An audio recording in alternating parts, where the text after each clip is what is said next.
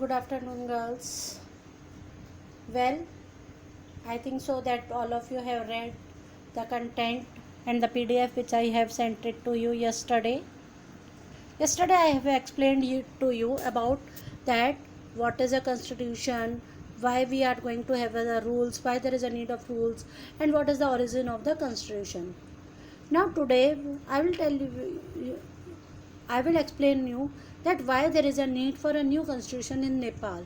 With the help of an example of a Nepal, this would be explained to you that why there is a need of new constitution in many of the countries. Actually, what happened that the country of Nepal has witnessed several people's struggle for democracy. Nepal people have seen the lot of struggles in people for democracy. There was a people democracy struggle in 1990 that established democracy that lasted for 12 years until 2002. In 1990, all the peoples have fought many of the brave struggles and for democracy, and at last they have got the democracy in 1990, and it has been adopted only for up to 12 years, that is only up to 2002. In October 2002, King Gyanendra, citing the Maoist uprising in the countryside as his reason, began taking over different aspects of the government with the army's assistance. King Gyanendra ने माओवादी जितने भी थे the Maoist, these were the type of terrorist peoples in the terrorist people in the Nepal. He took help of these people, and through these people's attack, he took over the control over the government. And in this way, the democracy जो नेपाल में थी, that has been again turned into the monarchy. पूरी army का उसने है ना उसके ऊपर कंट्रोल करवा लिया गवर्नमेंट पर किंग ज्ञानेंद्र ने. और इस तरीके से दैट जो 2002 तक नेपाल जो डेमोक्रेटिक था वो किस में चेंज हो गया, फिर से मोनार्ची में हो गया. The king then finally took over as the head of the government in February 2005 में किंग ने गवर्नमेंट में पूरी तरीके से अपना कंट्रोल कर लिया. इन नवंबर 2005 the Maoists joined the other political parties to sign a 12-point program. But in 2005 Maoist जो थे उन्होंने एक दूसरी पार्टी ज्वाइन कर ली जिसमें उनके साथ में उन्होंने उस पार्टी के साथ में 12 पॉइंट्स एग्रीमेंट्स कोई साइन किए थे. इन एग्रीमेंट्स की वजह से due to these agreements the people will now get the signal that they will again return to democracy and peace, because the Maoists have been expelled from the king, so now the king has not so much of the power. Maoist की वजह से उनके पास में power थी king के पास में. Now the Maoist has been expelled from the king, so now the king is not so powerful. The people are thinking that they would get the democracy and peace again in their country. In 2006, the People Movement for Democracy began gaining immense force. Now again the people are going to make the movement again and again and forcing that monarchy government, King Gyanendra, to establish the democracy again in the country. The king has given a lot of greed, there has given a lot of profits to the people. बहुत सारे लालच दिए king ने that the monarchy should be established, democracy नहीं आनी चाहिए. वो he said I will do like this and this for you and this for you, but the people refused each and every greed.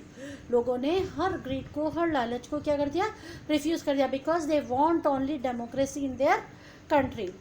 So at last in April 2006 the king restored the third parliament. उसने third parliament को restore मतलब ख़त्म कर दिया and ask the political parties to form a government. उन्होंने political parties को ये पूरा वो दे दिया. They have given the right, he has given the right to political parties कि आप अपने इलेक्शंस करके you are being able to form the government. In 2008 Nepal became a democracy after abolishing the monarchy. Monarchy abolish करने के बाद में 2008 में नेपाल में आगे वंस अगेन डेमोक्रेसी हुई और इस तरह से डेमोक्रेटिक फॉर्म ऑफ गवर्नमेंट वापस हुई. Now we have read until recently Nepal था दैट वाज अ मोनार्ची था. प्रीवियस कॉन्स्टिट्यूशन भी थी नेपाल की which had been adopted in 1990 में जब प्रीवियस कॉन्स्टिट्यूशन थी. But and according to that constitution all the powers are in the hands of the people king. All the powers are in the hands of the king. Now after lot of movement and again जो 2008 में again when democracy has been established in the Nepal, now the people want to make a new constitution for them. Now the question arises that why there is a new constitution. जैसे हमारे India का एक constitution है, तो क्या अब हम वापस अपना constitution बार बार नया बनाते हैं? नहीं ना, हमने अपना एक constitution बना रखा है. Then why there is a need. ऐसा थोड़ी है कि बीजेपी आई तो नया कॉन्स्टिट्यूशन, कांग्रेस आई तो दूसरा कॉन्स्टिट्यूशन. हम we are not going to do like this ना. But in Nepal after monarchy, जब वापस से डेमोक्रेसी बनी, तो the people want that there should be a new constitution for them. Why there is a need for that? Because जो previous constitution था, that the previous constitution was according to the monarchy. All the powers are rested in the hands of the king. जबकि democratic form of government में ऐसा नहीं होता है. The powers are rested in the hands of the people. So इन लोगों ने, the freedom fighters who have struggled so far, so well, they have given their valuable life for this struggle. इन्होंने इस स्ट्रगल को इतना फोर्सली इस movement को इतना फाइट किया था. They want that their constitution should be on the best ideals. अच्छे आइडियल्स पे, अच्छे गुड लेना थॉट्स पर उनका कॉन्स्टिट्यूशन होना चाहिए. That's why they want a new constitution. So we can say that the people of Nepal had adopted a new constitution for the country in 2015. तो monarchy से डेमोक्रेटिक गवर्नमेंट में चेंज होने पर जितने भी कॉन्स्टिट्यूंटी रूल्स पहले के थे उनको न्यू तरीके से चेंज किया गया, न्यू कॉन्स्टिट्यूशन बनाई गई. And that new constitution has been adopted in 2015. Now this is the, and there is a power. What is the difference in who exercises executive power in the above two constitutions of Nepal? देखिए, there are two constitutions of Nepal. 1990 में भी थी constitution of Nepal और 2015 में भी है. According to this, executive powers किसके हाथ में थी? The executive powers of the kingdom of Nepal shall be vested in his majesty and council of ministers. अब सारी पावर्स 1990 में किसके हाथ में थी? मतलब किंग और काउंसिल ऑफ मिनिस्टर्स के हाथ में थी. But in 2015 the executive powers of Nepal shall pursue to this constituent law will be vested in the council of ministers. Means आप जितनी भी पावर्स होगी वो किसके हाथ में होगी? Only law and rules and regulations and only in the council of ministers. So this is the difference between the two constitution. Have you understand? दो कॉन्स्टिट्यूशन में क्या डिफरेंस था कि पहले में सारी पावर्स किसके हाथ में थी? किंग के हाथ में थी.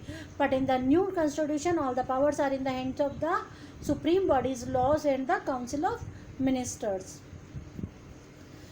Now constitution defines the nature of a country's political system. Second important purpose क्या होता है कॉन्स्टिट्यूशन का? Is to define the nature of a country's political system. For example, Nepal's earlier constitution states that the country was to be ruled by the king and his council of ministers. Means देखिए, by looking at the constitution of any country, we would be able to know about the political system of that country.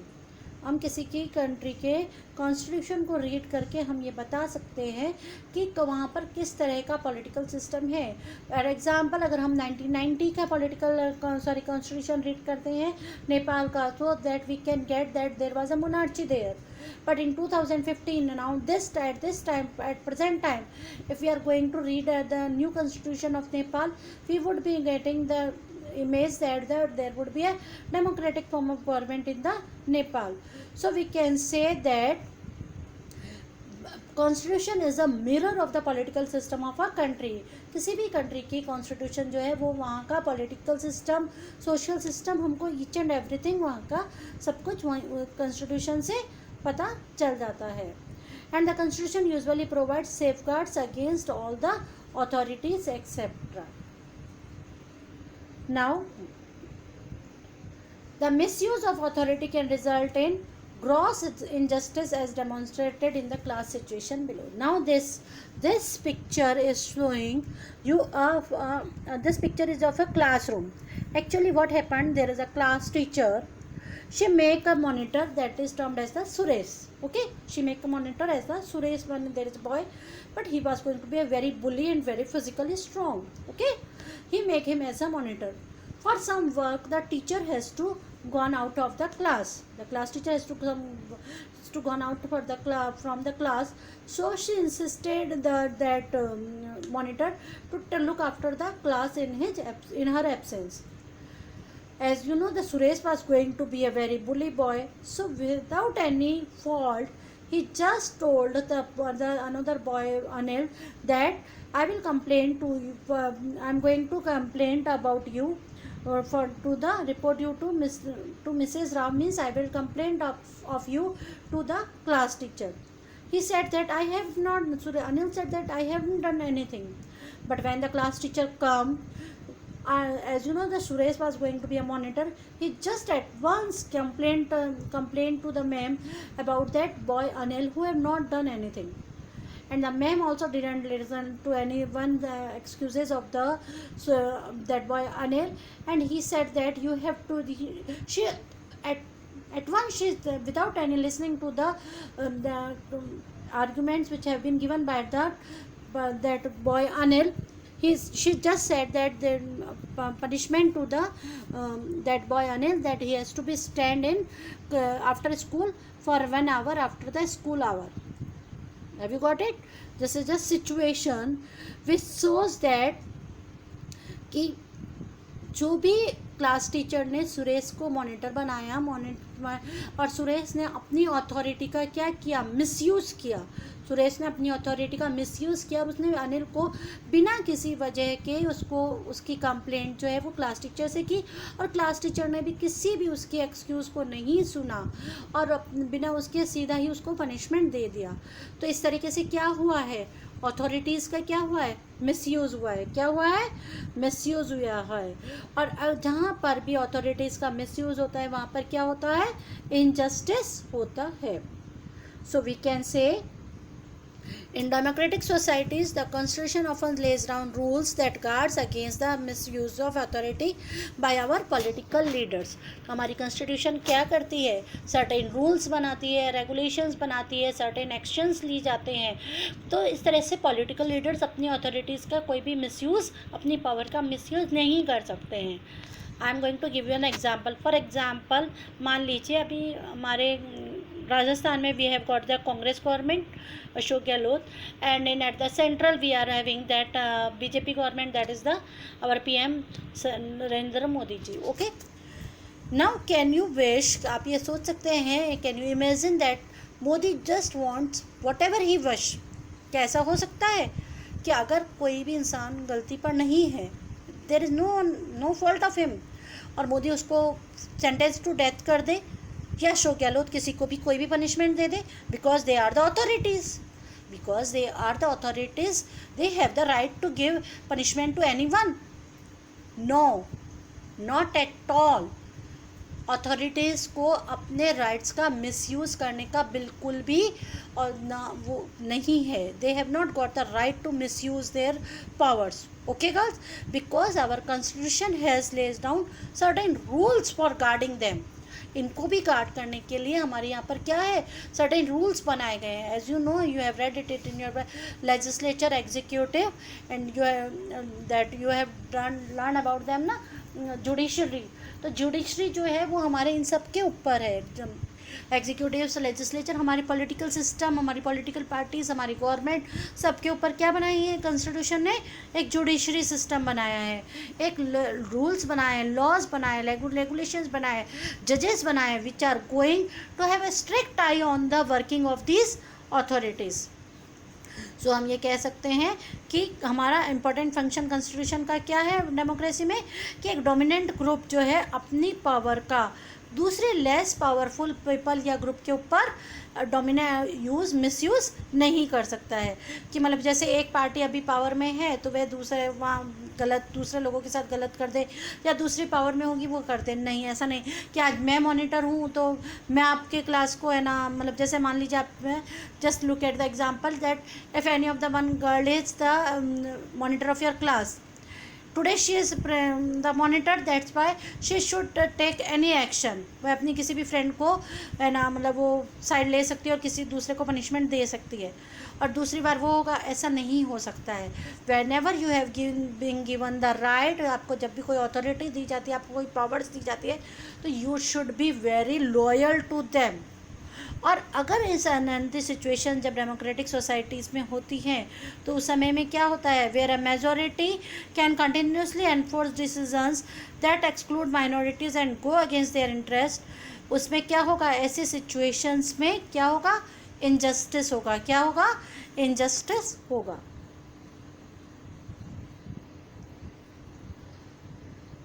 For example, now we come to the majority and minority.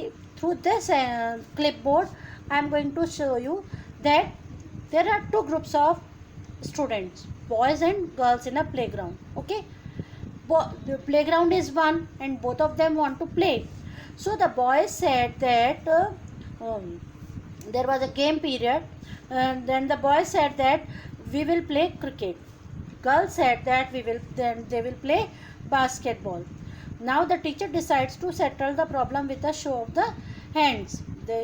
With the show of the hands, they want to decide, but as you know that the majority of are in the boys, so then they have won, and that's why the girls are not able to play the basketball, because the majority number of the students in the class are boys. So they have raised their hands in the favor of that cricket, and that's why the girls are unable to play basketball. Through this example, we want to show that in this every society is prone to this tyranny of the majority. ये example illustrate करता है कि हर society में majority के जो लोग होते हैं वो अपनी क्या करते हैं, वो अपनी हरदम पावर शो करते रहते हैं। Constitution usually contains rules that ensure that minorities are not excluded from anything that is routinely available to the majority. हमारे कॉन्स्टिट्यूशन ने एक ये भी रूल बना रखा है कि जो मेजॉरिटी को रोज़ जो चीज़ मिलती रहती है, माइनॉरिटीज़ को भी उसका क्या नहीं होगा, उसका हम उससे एक्सक्लूड नहीं कर सकते हैं। For example, I want to give you an example of the at the time of elections. As you know, at the time of elections the whole ward has been going, the whole that area is going to be divided into the wards में divide करते हैं। हर बार आपने सुना होगा that this ward is for registered for the reservation, reserved categories के लिए है, ये वार्ड वुमेन कैंडिडेट्स के लिए है। why these wards are going to be reserved for that reserved category and women category?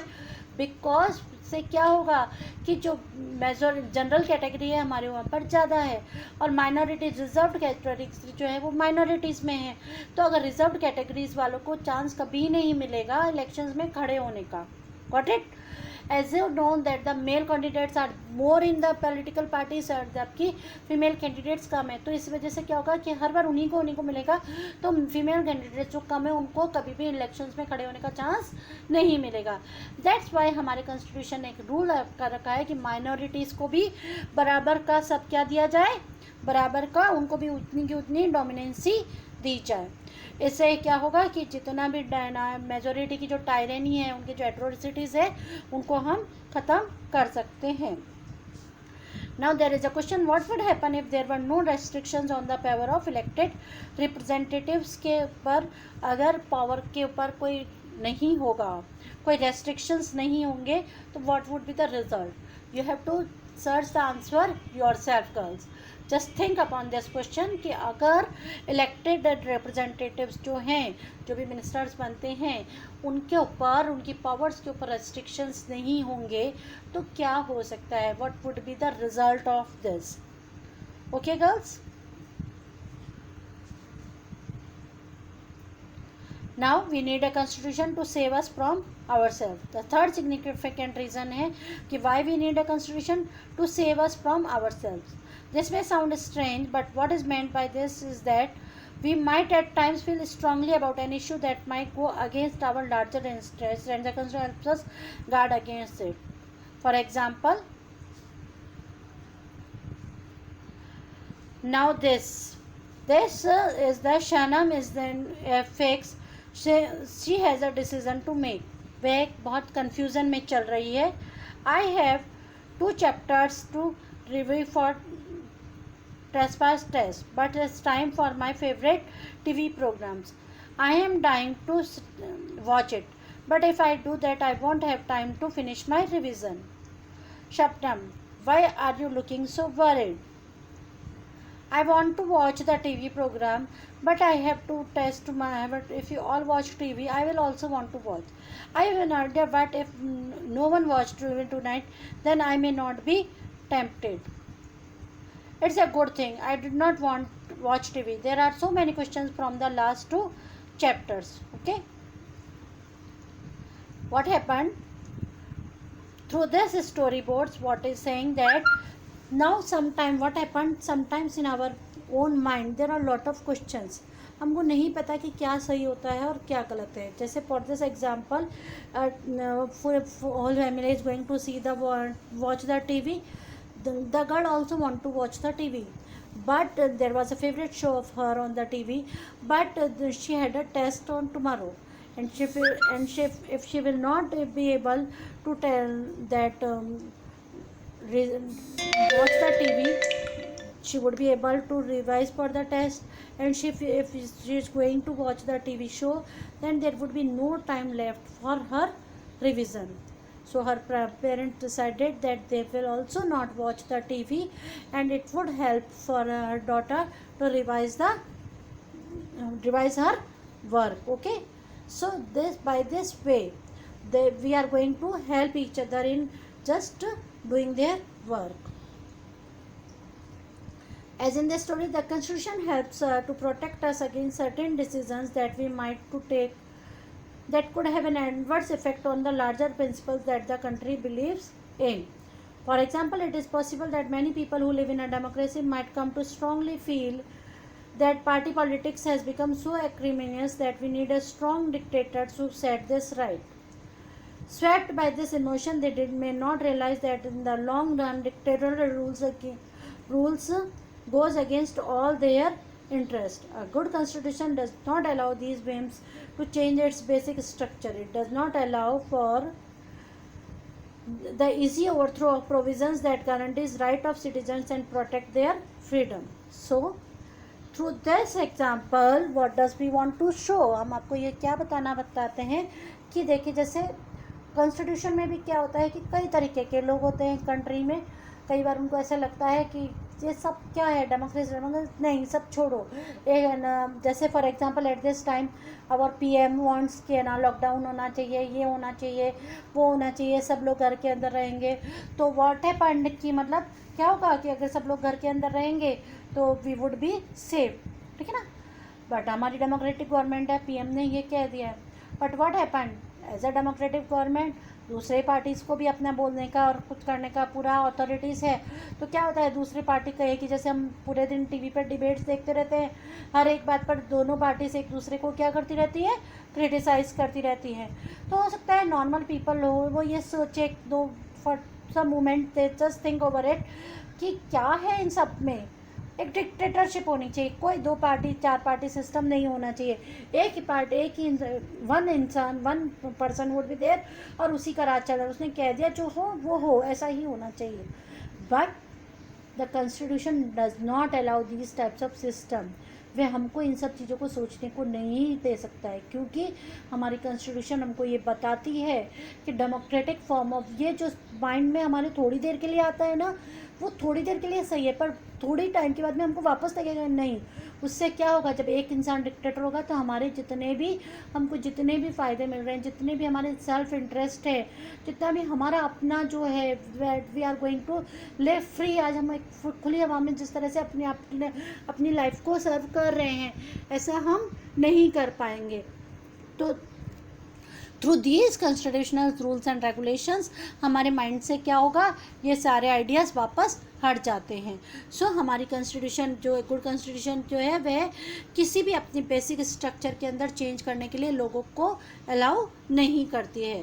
It does not allow for the easy overthrow of the provisions that guarantees rights of citizens and protect their freedom। जिस तरह से हमारी constitution ने हमको fundamental rights दे रखे हैं, अब कोई भी हमारे फंडामेंटल राइट्स को हमसे किसी भी तरीके से हमसे नहीं ले सकते हैं। No one is the no anybody in this whole country, either it is the PM or it is the anyone else, no one have the right to scratch our these our fundamental rights from us। हमारे fundamental rights जो हमको birth से मिले हुए हैं, कोई भी हमको, कोई भी पॉलिटिकल पार्टी आए या कोई भी आए, कोई भी हमको हमारे राइट से हमसे नहीं छीन सकता है। सो हमारे कॉन्स्टिट्यूशन हमको कई बार ऐसे सिचुएशन से बाहर निकालते हैं। Okay girls, now what you have to do, you have to write why does a democratic country need a constitution. आपको इतने फीचर्स मैंने समझाए हैं। Now the question is that you have to write all these features. आपको brief में इस question का answer you have to write it yourself. Okay girls, whatever I have explained it to you that why do we need a constitution, आपको जितने भी features हमने कहा, you have to write the answer of this question yourself in your rough notebook। okay, this is a homework for you today. Tomorrow we will study, take the further course। okay, proceed on to the further course। Goodbye, stay home, stay safe।